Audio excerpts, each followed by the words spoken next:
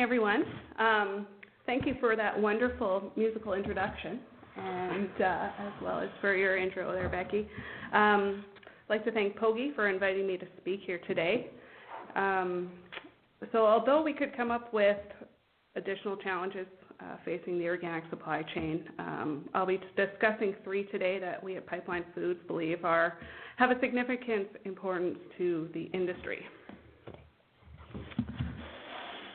Just a little bit of background on Pipeline Foods. We are a newer company. Pipeline Foods specializes in the organic and non-GMO supply chain, managing the flow from producer to processor and end user. We're working hard to develop sustainable supply chains while maintaining the integrity, transparency, and traceability that's required in these industries. We are funded by Mara Capital, Pipeline Opportunity Partners, and we are committed to operating within the environmental, social, and governance framework. Our global headquarters are in Minneapolis, and our Canadian headquarters are in Winnipeg. We also have an office in South America in Buenos Aires, as well as additional staff in St. Louis and New York. We own and operate assets to support the growth of the organic grains and oilseed sectors. We have 2 elevators here in Canada, one in Gull Lake, one in Wapella. We have a facility in Lignite, North Dakota, and are currently building a concrete facility which will be focused on organics in Bowbells. We are creating shared value for the farmers, food companies, and investors.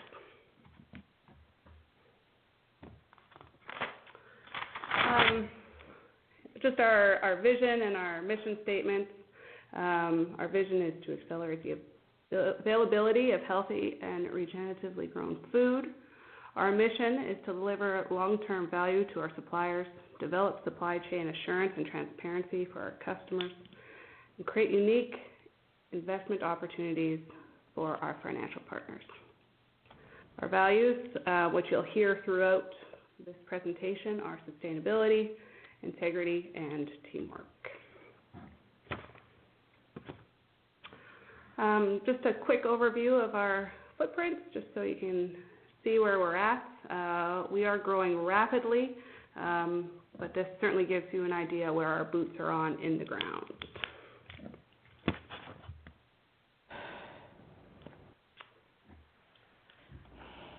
So, as I said, there are other challenges that we could be discussing today. However, I have chosen 3 for today. Quantity of the organic grain and oilseed produced in North America, a supply chain infrastructure to support the industry at both the supply and demand ends of the chain, and enforcement of the organic regulations at all levels of the supply chain.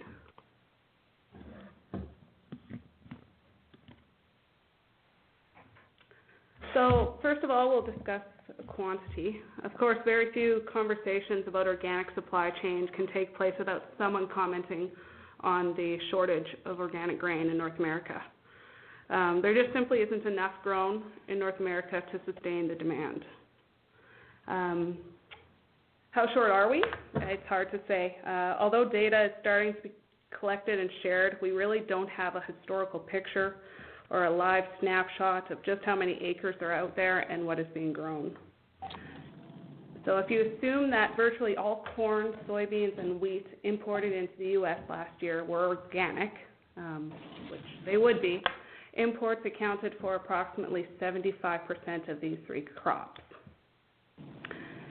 We need to convert millions of acres of land from conventional to organic grains and oilseeds to meet the existing demand, plus the 15% continued annual growth rate, which is expected over the next 10 years. Transitioning these producers are key. We need to educate on soil nutrition, crop rotation, on markets, and we need to support these producers as they transition from a conventional mindset and industry into the organic market space.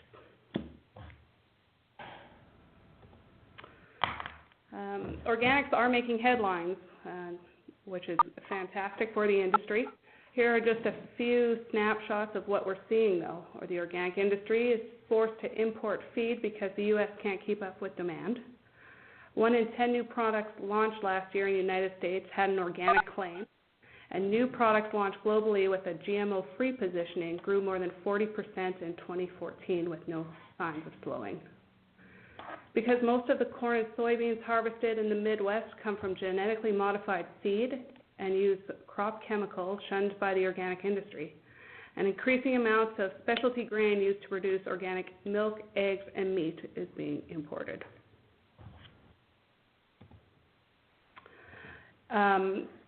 Quick, very significant visual showing the rates of organic growth and the rate of imports, clearly depicted here in slide number 9. We just simply can't keep up. This is sustainable demand on a North American scope, and imports are starting to become very important as we move forward.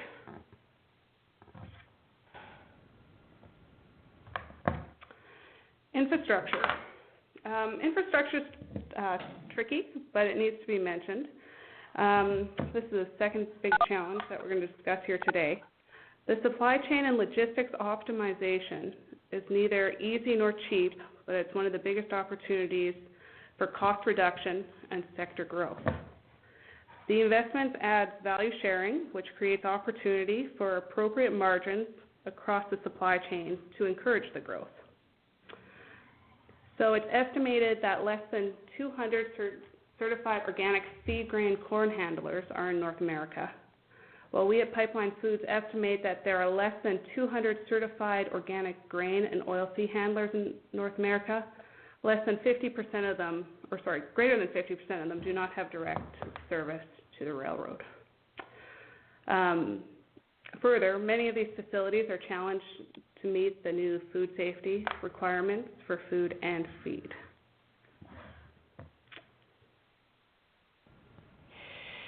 The lack of infrastructure allows product to trade hands repeatedly before reaching the customer, and this affects the transparency and traceability, which puts it at risk. Too many margins are being extracted with little value added, resulting in lower farm prices and higher cost of goods sold to the food companies. So here's just a quick overview of what the lack of infrastructure means for the industry. For example, if we were to purchase product out of South America and wanted to come into North America with no processing, you could see it being shipped into Europe, processed, and then brought back into the North American market. However, if you were to invest in the North American marketplace with processing facilities, you cut back on time, costs, and energies required in order to have the product processed and brought into the North American market.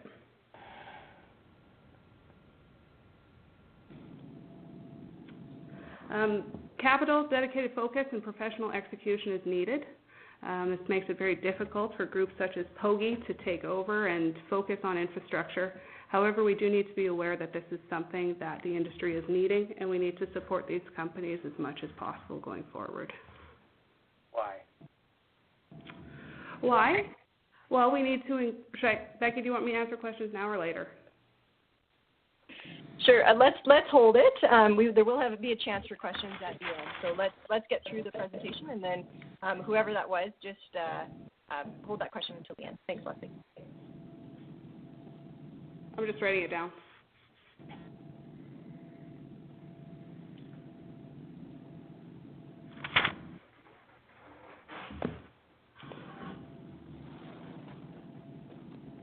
The next discussion point would be enforcement.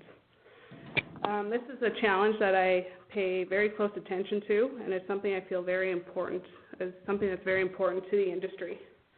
It takes all of us to build this industry, but it will take a few players with bad motives to tarnish it.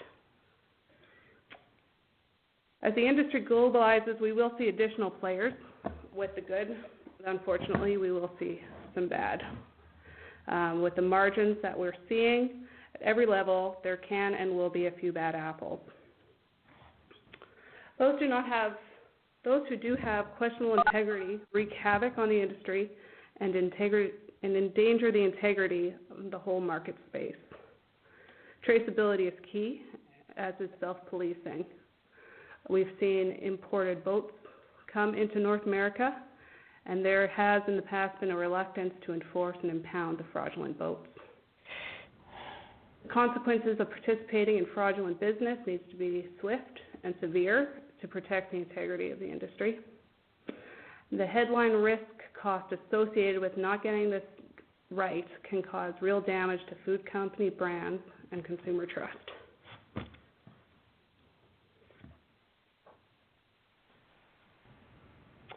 The industry doesn't fight to ensure integrity and traceability of what organic truly represents. Then it doesn't matter if we have infrastructure, and it doesn't matter if we can transition as many farmers as we'd like to, because there simply won't be the industry to sustain it. I'm sure everyone has heard of the Washington Post article from about 18 months ago, or have seen it. The last paragraph states, by the time a 600-foot cargo ship carried the beans into Stockton, California, arrived in December, the soybeans have been labeled organic according to receipts, invoices, and other shipping records. That switch, the addition of a USDA organic designation, boosted their value by approximately $4 million, creating a windfall for at least one company in the supply chain.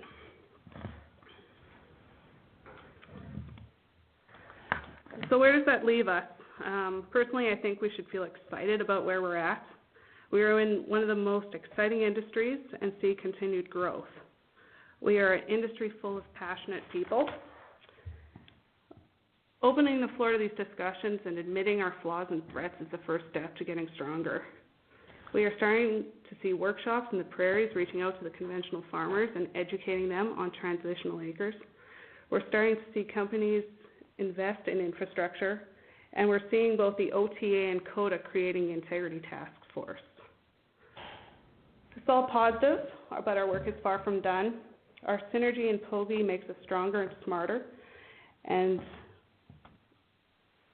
a driving force to protect and build the industry.